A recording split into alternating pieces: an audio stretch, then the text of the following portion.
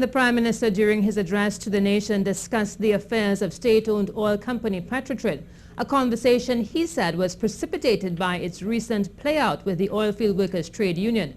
Dr. Rowley said the aversion of strike action by the OWTU has saved the country from a major disruption, which, if allowed to go through, would have had considerably worsened this country's economic situation.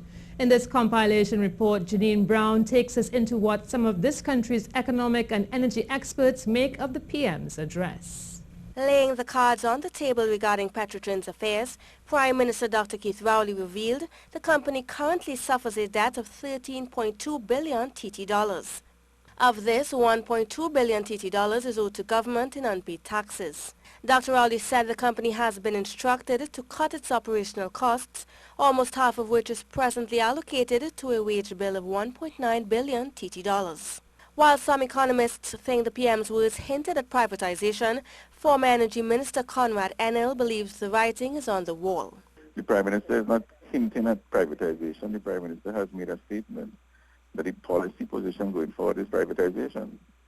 And that is because he needs capital and he needs technology in order to move Petrotrin forward. So it's a statement of policy. There's no hint to it. Asked if he's in support of such a move, Mr. Enel referred to models around the world that have overcome a plight similar to Petrotrin's. I'm not sure about privatization, but I'll tell you this. Petrotrin is in the same situation as a company out of, not sure where it's out of, but it's called Ecopetrol. It was similar. It had debt. It had all the bits and pieces, characteristics of Petrotrin. And today, it's one of the leading contributors of revenue. So I'm saying that there are models around the world that we can look at, that the country can look at, that can move the companies from where it is now to where it needs to be. Meanwhile, the directive given by government for Petrotrin to cut operational costs has also raised the concern about the workforce. Economist Ansel St. Hilaire believes if jobs are cut, the union will be reignited. Now, one way to cut costs is to cut the labor ratios down, cut labor. That's one of the unit costs if you cut labor, but then that's going to put the union into a tailspin and going to trigger a next round of madness, you know.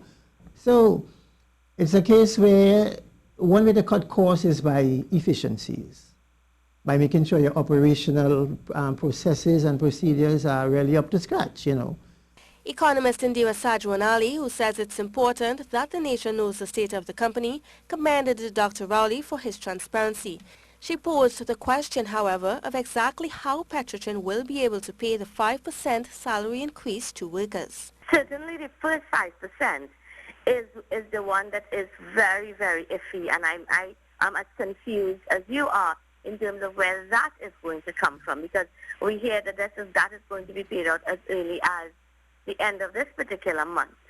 So I am not very sure too, given the Prime Minister's statement, given the position where Petrotrin and where that's going to come from. Dr. Rowley said that the aversion of Petrotrin strike action on Monday is only temporary. As he said, it's time for government to get serious regarding the future of the state-owned company. Janine Browne, CNews.